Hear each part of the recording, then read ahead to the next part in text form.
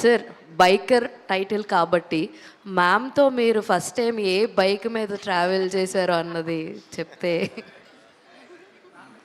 చాలా బైక్లో ట్రావెల్ చేశాను సార్ ఫస్ట్ ట్రావెల్ చేసిన బైక్ అని అడిగాం సార్, అందుకే ఫస్ట్ ట్రావెల్ చేసిన బైక్ ఏది నాకు గుర్తులేదు. కానీ ఒక ఎపిసోడ్ మాత్రం అప్పట్లో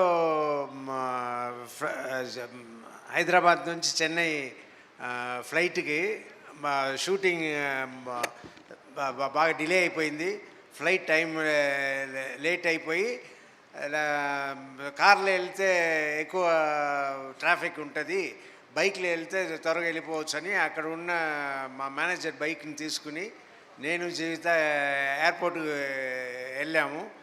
చాలా స్పీడ్గా వెళ్ళి flight about to take off ఆ టైంలో వెళ్ళి మమ్మల్ని వెతుకుతున్నారు, ఎక్కడ 2 టికెట్ కనపడలేదు అని. మేము బైక్ తీసుకెళ్ళి స్ట్రైట్ ఎయిర్పోర్ట్ గేట్ దగ్గర ఆపి ఆయన వచ్చి ఏంటి ఇది అని డ్యూటీ ఆఫీసర్ అడిగితే ఆయన దగ్గరే కీ ఇచ్చి ఇది ఇచ్చేయండి, మా ఫ్లైట్ టైం అయిపోయిందని మేము ఇద్దరు లోపల పరిగెత్తి వెళ్ళాం. సో అలాగే భీమవరం ఎక్కడో ట్రైన్కి వెళ్ళాలి, మేము కార్లో వెళ్తున్నాము, అన్ని ట్రాఫిక్ ఆగి ఉంది. అయ్యో ఇప్పుడు బైక్ ఉంటే బాగుంటుంది అని ఒక అబ్బాయి వచ్చి సార్ మీ పెద్ద ఫ్యాన్ అది ఇది సరే థ్యాంక్ యూ రా, నువ్వు ఈ కార్లో రా, నాకు బైక్ ఇవ్వు, మేము ట్రైన్ పట్టుకోవాలి అని ఆ బైక్ తీసుకుని జీవితాన్ని తీసుకుని నేను ఆ ట్రైన్ పట్టేసుకుని వచ్చాను. ఆ కార్లో వచ్చి అబ్బాయి బైక్ తీసుకెళ్ళిపోయాడు. సో ఇలా చాలా జరిగింది సార్. రాజశేఖర్ కానీ దీంట్లో ఒక్క నిమిషం, ఐ వాంట్ సే, కానీ నేను జీవిత మ్యామ్ గురించి కంపల్సరీ చెప్పాలి. I'm always jealous. రాజశేఖర్ గారిని చూసి ఎప్పుడు కుళ్ళుకుంటుంటా. అసలు చిన్న బాబుని చూసుకున్నట్టు ఎంత బాగా చూసుకుంటారంటే అసలు మీరు అక్కడ సెట్లో చూడాలి, అసలు చిన్న బాబుని చూసుకున్నట్టు ఆయనకి ఎప్పుడు ఏం కావాలి ఏంటి, షార్ట్ ముందు కూడా మానిటర్ ముందు కూడా కూర్చుని ఇది అది హెయిర్ వాట్ ఎవర్ మొత్తం అంతా A to Z చూసుకుంటారు. And good to see a couple like you ma'am. Thank you. Abhilash గారు. సార్ అభిలాష్ గారు, last question. So first of all congratulations. అంటే సినిమా మొత్తం బాగుంది, బట్ ఒక సీన్ అయితే నాకు చాలా బాగా నచ్చింది. అంటే కులకర్ణి గారికి రాజశేఖర్ గారికి ఒక సీన్ ఉంటుంది, లైక్ రేసింగ్ ఫ్యూచర్ కాదు, నో మీడియా నో క్రౌడ్, క్రికెట్లా కాదంటే రాజశేఖర్ గారు ఒక డైలాగ్ చెప్తారు, 83 ముందు వరకు కూడా కపిల్ దేవ్ చుట్టూ క్రౌడ్ లేదని చెప్పేసి. అంటే అది చాలా బాగా రాసుకున్నారు. బట్ ముఖ్యంగా ఆ పర్టికులర్గా ఆ డైలాగ్ కానీ ఆ సీన్ కానీ రైటాకి ఏమన్నా ఒక ఇన్స్పిరేషన్ కానీ, సో ఏంటి అంటే కొంచెం గట్స్ ఉంటుంది అంటే అదే కదా మన క్యారెక్టర్ కూడా. సో క్యారెక్టర్ క్లారిటీ ఉంది కాబట్టి, బికాజ్ మీరు చూస్తే cinema that is where it starts. మీకు రికగ్నిషన్ రావాలి ఈ స్పోర్ట్కి అనేదే కదా క్యారెక్టర్, అది చాలా ఈజీగా వచ్చేసింది. శర్వా గారు, సో బేసిక్గా యాంగ్రీ యంగ్ మ్యాన్ ఆయనతోనే మీరు యాంగ్రీ యంగ్ మ్యాన్ టైటిల్ నీ ఒక్కడదే కాదు అని చెప్పడం కూడా చాలా క్యూట్ అనిపించింది సినిమాలో. సో పర్టికులర్గా ఆ మూమెంట్ గురించి ఏం చెప్తారు? అంటే ఆయన్ని చూసే పెరిగాం కదా మా అంకుశం, అంటే అలాంటి గొప్ప గొప్ప సినిమాలు చేశారు ఆయన. సో ఫస్ట్ ఆఫ్ ఆల్ మగాడు బోల్డ్ సేతు అలాంటి, ఐ మీన్ నాకు చాలా ఇష్టమైన యాక్టర్. ఐ మీన్ చిన్నప్పటి నుంచి నాకు చాలా ఇష్టం. అండ్ అలాంటిది అంటే కల్లో కూడా ఊహించుకుంటామా మనం, అంటే రాజశేఖర్ గారితో యాక్ట్ చేసి అంటే ఆయన టైటిల్ గురించి ఆయనతో మాట్లాడతాం అనేది, దట్ యాక్చువల్లీ మీరు very good question, because that's a very sweet moment. ఈ యాంగ్ టైటిల్ నీది ఒక్కటే కాదు నాది అని. సో అసలు అలాంటి స్టార్తో మనం చేయగలుగుతామా, చేసామా అంటే dreams do come true. So yeah, it happen. Rajasekhar గారు, మీ మామూలుగా ఈ సినిమా రిలీజ్ అయినంత వరకు మేము మిమ్మల్ని యాంగ్రీ యంగ్ మ్యాన్లా చూసాం. అండ్ సోషల్ మీడియాలో బాగా ఈ గోలీల్ ఫ్యాక్టరీ సంథింగ్ అన్నారు కదా, కానీ ఇది రిలీజ్ అయిన తర్వాత బైక్ ఫ్యాక్టరీగా మారుతుంది పక్క. అదే ఇప్పుడు చూస్తున్న వాళ్ళకి బైక్ ఫ్యాక్టరీలా మారుద్ది అనుకుంటున్నాం. మీరేం దాని మీద ఒపీనియన్? అయినా నా గోలీ ఫ్యాక్టరీని వదలను. One more question. సినిమా అంతా చూసినాక మేము బైక్ డ్రైవ్ చేసినా, బైక్ గుర్తొచ్చినా, మా ఓన్ బైక్ని మేము డ్రైవ్ చేసినా, ఆ రేసింగ్ ట్రాక్, బైక్ చేజింగ్ సీన్సే గుర్తొస్తున్నాయి.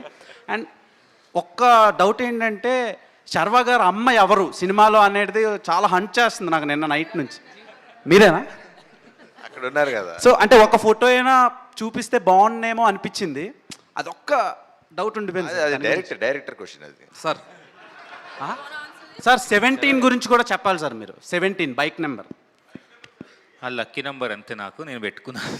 అంటే కోహ్లీ లాగా లేదు. తాలా for the reason. No. Okay. Malvika గారు, ఎస్ సో మీరు కూడా బైక్ రైడ్ చేశారు కదా సినిమాలో, చేశానండి. సో అప్పుడు ఎలా అనిపించింది మేడం? చాలా బాగా అనిపించింది. నేనే నేర్పించాను శర్వాకి ఎట్లా బైక్ రైడ్ చేసుకోవాలని. అంతా నేనే. నిజంగా రాదా? నిజంగా ఓకే. చాలా శర్వాన్. బాగా వచ్చింది. మొన్న ఒక పెద్ద హిట్ అయింది నారి నారి, అండ్ ఇప్పుడు సమ్మర్కి దింపారు, పండగ ఒక సినిమా దింపుతున్నారు, నెక్స్ట్ భోగి, రాఖీ పండగ, రాఖీకి వస్తుంది. Eagerly waiting for that project and congratulations for biker. ఇప్పుడు 4DXలో కూడా చూడాలని ఉంది, ఇంకోసారి వెళ్దాం అనుకుంటున్నాను. నాకే అసలు టైం కుదట్లా ప్రమోషన్స్ అని చెప్పి, నాకే ఇంకా ఆయన చెప్పినట్టు ఒకసారి సరిపోట్లా నాకు వెళ్ళి ఎప్పుడెప్పుడు మళ్ళీ చూద్దామా, అండ్ భ్రమరాంబకి వెళ్ళి చూద్దామని. ఇంత పెద్ద క్లాస్ థియేటర్ కాకుండా మన మాస్ థియేటర్లో చూద్దామని. అండ్ సినిమాలో మీరు ఒక సినిమాకి వెళ్తారు కదా, భాషా ఫిలింకి, అదే ఒక సినిమాకి వెళ్తారు. మామూలుగా మేము డాడీస్కి దొరికిపోయినప్పుడు కొట్టి తీసుకొస్తుండే, కానీ మీ డాడీ చాలా కూల్గా ఇది కాదు నీ లైఫ్ వేరే అని తీసుకొచ్చారు. సో ఆ టైంకి మీ లైఫ్లో ఏమైనా మెమరబుల్ మూమెంట్స్ ఉన్నాయా? అది మనం ఎక్కడ దొరకం కదా. అదే దొంగతనంగా చూసిన ఏమైనా ఉన్నాయా? మనం ఎక్కడ దొరుకుతాం. Congratulations whole team. Sir Rajasekhar గారు యాక్చువల్గా ఈ సినిమాలో లాస్ట్ క్లైమాక్స్ ముందు మీరు చెప్తారు కదా, అతని లైఫ్లో అంటే ఫాదర్ కన్నా ఆ అమ్మాయి వచ్చినప్పుడు అతను సక్సెస్ సాధిస్తాడని చెప్తారు కదా ఒక సీన్లో. అవును. Yes sir. అది అప్పుడే కదా మా మనసు ప్రశాంతంగా ఉంటుంది. మనసు ప్రశాంతంగా ఉంటే ఈ కెన్ రేస్ బెటర్ అన్న ఇదే. సో మీ లైఫ్ రేస్లో జీవిత గారు ఎలాంటి ఇది పోషించారు sir compare to that scene?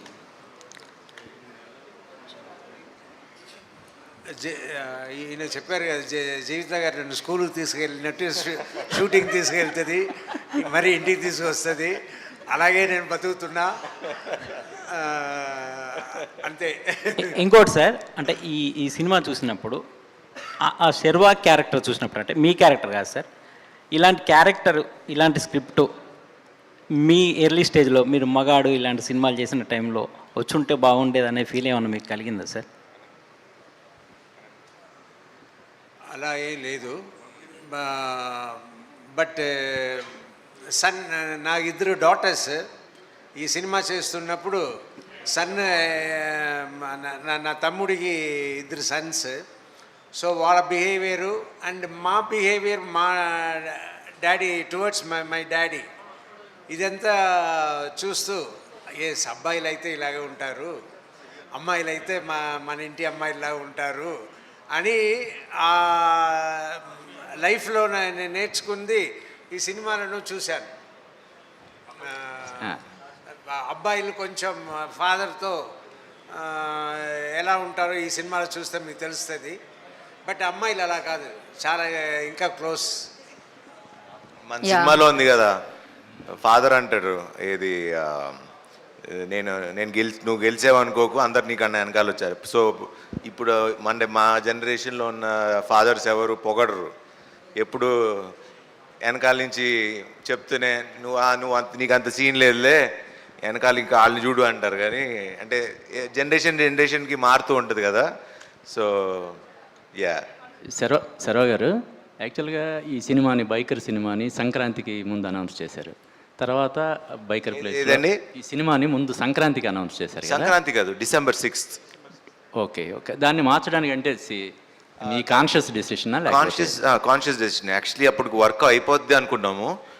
మాకు అనుకున్న వర్క్, మేము అనుకున్న అవుట్పుట్ ఏదైతే క్వాలిటీ ఇద్దామో అది రాదనుకున్నాం అని చెప్పి we just pushed it and got that film, అంతే. మాలవిక గారు ఒకటే క్వశ్చన్ లాస్ట్ ఏంటంటే, ఉమెన్ ఎలా ఉంటుందనే పర్స్పెక్టివ్, లవర్ గర్ల్గా ఉన్నప్పుడు మీ యాక్షన్స్ వేరు, మా వైఫ్ అయినాక మీరు పూర్తిగా మారిపోయారు. అవును. అది రియల్ లైఫ్లో కూడా మీరు దాన్ని ఎట్లా చూస్తారండి? మామూలుగా ఎలాగ ఉంటుందంటే రియల్ లైఫ్లో కూడా ఇప్పుడు మీరు చూస్తే అంటే రియల్ లైఫ్లో కూడా ఇప్పుడు నా ఉద్దేశం ఏంటంటే లవర్ బాయ్గా ఉన్నప్పుడేమో ఏమైనా చేసేయచ్చు, ఎంత ఎవరెస్ట్ అయినా బైక్ మీద అయినా రైడ్ చేయొచ్చు, నువ్వు ఛాంపియన్ చెప్తారు. ఎందుకండి అది వస్తుంది ఆడవాళ్ళకి? అది అంటే చాలా చెప్పాలంటే దాని గురించి. అంటే if you see Ananya's character also, ఆ తర్వాత కూడా తను చాలా సపోర్టివ్గా ఉంటుంది. అండ్ తను క్యారీ చేస్తున్నప్పుడు కూడా రేసే చూస్తుంది, క్లైమాక్స్ చూస్తుంది.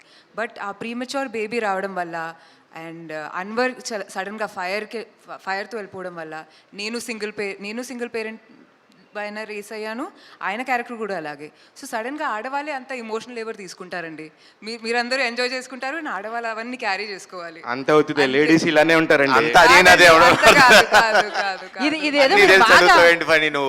అంతగా అలా కాదండి. ఇదేదో బాగా మీరు లోపల నుంచి వచ్చినట్టు అనిపిస్తుంది నాకు. ఇంటికి వెళ్ళండి వీరశివ గారు, ఇంటికి వెళ్ళండి. సో అది అక్కడ అందరికీ ఉంటుంది. So thank you media for your questions. Thank you so much. So we have a cake. So ఆ కేక్ తొందరగా క్విక్గా మీరు స్టేజ్ మీదకి తీసుకొచ్చేస్తే మనం కేక్ కట్ చేసేద్దాం. And thank you audience. Like ఒక మంచి సినిమా వస్తే మీరు సూపర్గా వెల్కమ్ చేస్తారని మరొకసారి ప్రూవ్